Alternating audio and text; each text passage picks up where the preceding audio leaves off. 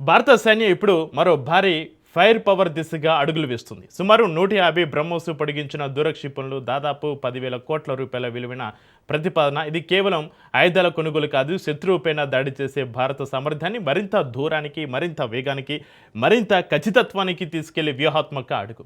Command కేంద్రాలు, సరఫరా మార్గాలు, కీలక సైనిక మౌలిక వసతులు ప్రత్యర్థి స్పందించే లోపే వాటిని లక్ష్యంగా చేసుకునే సామర్థ్యం భారత్కు మరింత బలపడనుంది. కానీ అసలు కథ ఇక్కడితో ఆగడం లేదు. బ్రహ్మోస్ వెనుక పెరుగుతున్న దేశీయ రక్షణ తయారీ సామర్థ్యం, ప్రపంచ దేశాలకు పెరుగుతున్న భారత రక్షణ ఎగుమతులు, మారుతున్న యుద్ధ స్వరూపానికి అనుగుణంగా అభివృద్ధి చెందుతున్న కొత్త సాంకేతికత, ఇవన్నీ కలిపితే భారత్ ఏ దిశగా వెళ్తుంది, 150 బ్రహ్మోస్ల వెనుక దాగి ఉన్న భారత వ్యూహాత్మక శక్తి ఏంటి? Let's watch the story.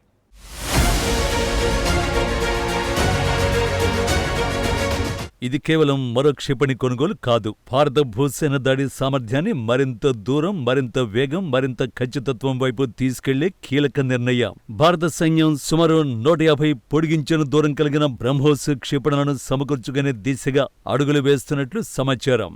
ఈ ప్రతిపాదన విలువ దాదాపు 10,000 కోట్ల రూపాయలుగా చెబుతున్నారు. ఇప్పటికే భారత సాయుధ దళాల్లో కీలక స్థానాన్ని సంపాదించుకున్న బ్రహ్మోస్ కు మరింత విస్తృత దాడి సామర్థ్యం జోడించడమే దీని ప్రధాన ఉద్దేశ్యం. అసలు విషయం ఇక్కడే ఉంది. ఆధునిక యుద్ధంలో శత్రువును ఎదుర్కోవడానికి అతని సరిహద్దు దగ్గరికి వెళ్లాల్సిన అవసరం లేకుండా దూరం నుంచే కీలక లక్ష్యాలను ఛేదించే సామర్థ్యం అత్యంత కీలకం. శత్రు సైనిక కమాండ్ కేంద్రాలు, సరఫరా మార్గాలు, ఆయుధ నిల్వలు, వ్యూహాత్మక మౌలిక వసతుల వంటి లక్ష్యాలను వేగంగా దెబ్బతీయగల సామర్థ్యం ప్రత్యర్థి నిర్ణయ వ్యవస్థపై తీవ్ర ఒత్తిడి పెంచుతుంది. బ్రహ్మోస్ ఇప్పుడు దాని దూరాన్ని మరింత పెంచడం ద్వారా భారత సైన్యానికి వ్యూహాత్మక పరిధి కూడా విస్తరిస్తుంది. ఇక్కడ మరో కీలక అంశం ఉంది. ఎక్కువ సంఖ్యలో ఇలాంటి క్షిపణులు అందుబాటులో ఉండడం అంటే కేవలం ఆయుధ నిల్వ పెరగడం కాదు, యుద్ధ సమయంలో నిరంతర ప్రతిఘటన సామర్థ్యం పెరగటం. అంటే ప్రత్యర్థి ఏ ప్రాంతం నుంచి ఒత్తిడి తెచ్చినా భారత్కు దూరం నుంచే వేగంగా ప్రతిస్పందించే సామర్థ్యం ఉంటుంది. అదే బ్రహ్మోస్ వెనుక ఉన్న అసలు వ్యూహం.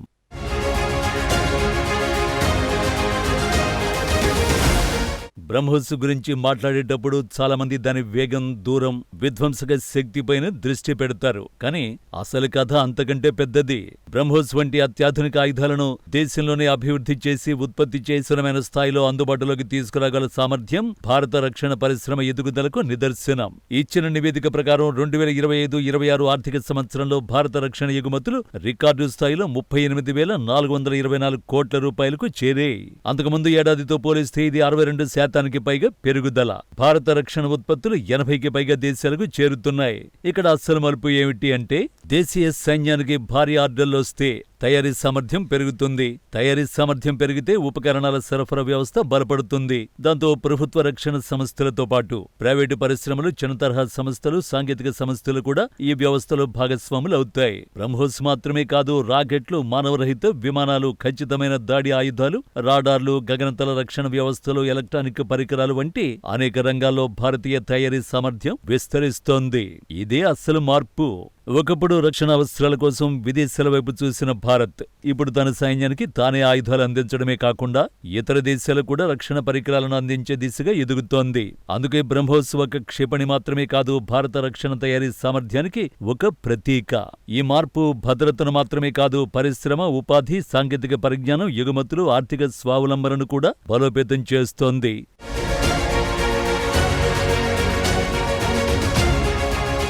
ఆధునిక యుద్ధం అంటే ఇక కేవలం యుద్ధ విమానాలు, ట్యాంకులు, పెద్ద క్షిపణులతో జరిగే పోరాటమైతే కాదు. ఇటీవల ప్రపంచవ్యాప్తంగా జరిగిన యుద్ధాలు ఓ కొత్త వాస్తవాన్ని చూపించాయి. మానవరహిత విమానాలు, దూరం నుంచి దాడి చేసే ఆయుధాలు, అత్యంత ఖచ్చితమైన క్షిపణులు, ఎలక్ట్రానిక్ యుద్ధ వ్యవస్థలు, గగనతల రక్షణ వ్యవస్థలు, ఇవన్నీ యుద్ధ ఫలితాలను నిర్ణయించే స్థాయికి వచ్చేశాయి. ఈ నేపథ్యంలో బ్రహ్మోస్ పొడిగించిన దూర సామర్థ్యాన్ని చూడాలి. శత్రు రక్షణ వ్యవస్థలకు నేరుగా దగ్గరకు వెళ్లకుండా దూరం నుంచే వేగంగా దాడి చేయడం ఇప్పుడు ఆధునిక యుద్ధ వ్యూహంలో కీలకంగా మారుతోంది.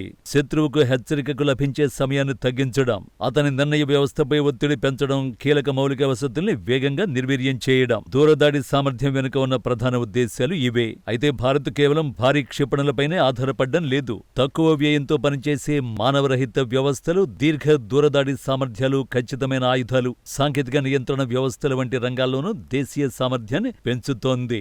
ఇక్కడ మరో కీలక అంశం ఉంది. ఆయుధం తయారు చేయడం ఒక దశ మాత్రమే. ఆ ఆయుధానికి అవసరమైన దిశానిర్దేశ వ్యవస్థలు, గుర్తింపు పరికరాలు, సెన్సర్లు, ఎలక్ట్రానిక్ భాగాలు, ఖచ్చితత్వ సాంకేతికత దేశంలోనే తయారవడం మరింత ముఖ్యమైన దశ.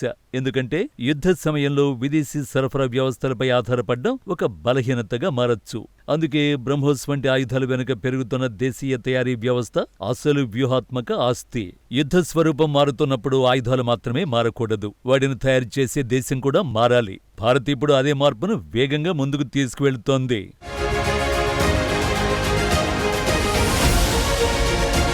ఒకప్పుడు భారత రక్షణ రంగం గురించి మాట్లాడినప్పుడు ప్రధాన ప్రశ్న ఒక్కటే ఉండేది: భారత్ తన రక్షణ అవసరాల కోసం ఎన్ని ఆయుధాలను విదేశాల నుంచి కొనుగోలు చేస్తోంది? ఇప్పుడు ఆ ప్రశ్న మారుతోంది.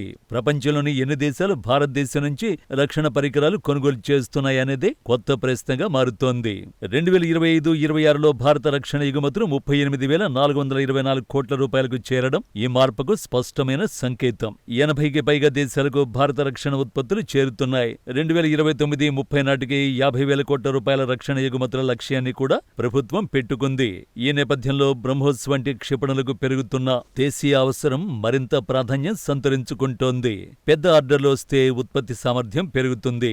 ఉత్పత్తి పెరిగితే సరఫరా వ్యవస్థ విస్తరిస్తుంది. దాంతో ప్రభుత్వ సంస్థలు, ప్రైవేటు పరిశ్రమలు, చిన్న తరహా తయారీ సంస్థలు, సాంకేతిక రంగం మొత్తం ఒకే రక్షణ వ్యవస్థలో భాగమవుతుంది. ఇప్పటికే బ్రహ్మోస్ విదేశీ మార్కెట్లో కూడా తన స్థానాన్ని సంపాదించుకుంది. ఇతర భారతీయ రక్షణ వ్యవస్థలు కూడా అంతర్జాతీయ మార్కెట్లలోకి వెళుతున్నాయి. ఇక్కడే అసలు గర్వించాల్సిన మార్పు కనిపిస్తోంది. ఒకప్పుడు భారత్ తన భద్రత కోసం ప్రపంచాన్ని చూసింది. ఇప్పుడు ప్రపంచంలోని కొన్ని దేశాలు తమ భద్రత కోసం భారత్ వైపు చూస్తున్నాయి. బ్రహ్మోస్ అందుకు ఒక ప్రతీక. 150 పొడిగించిన దూరక్షిపణుల వంటి భారీ దేశీయ ఆర్డర్లు ఒకవైపు సైనిక శక్తిని పెంచుతాయి, మరోవైపు భారత రక్షణ పరిశ్రమకు మరింత బలమైన పునాది వేస్తాయి. ఇది కేవలం 150 క్షిపణుల కథ కాదు. ఇది సైనిక సామర్థ్యం నుంచి దేశీయ తయారీ నుంచి సాంకేతిక పరిజ్ఞానానికి, సాంకేతిక పరిజ్ఞానం నుంచి ఎగుమతులకు, చివరికి వ్యూహాత్మక స్వావలంబనకు సాగుతున్న భారత ప్రయాణం. అదే బ్రహ్మోస్ అసలు శక్తి.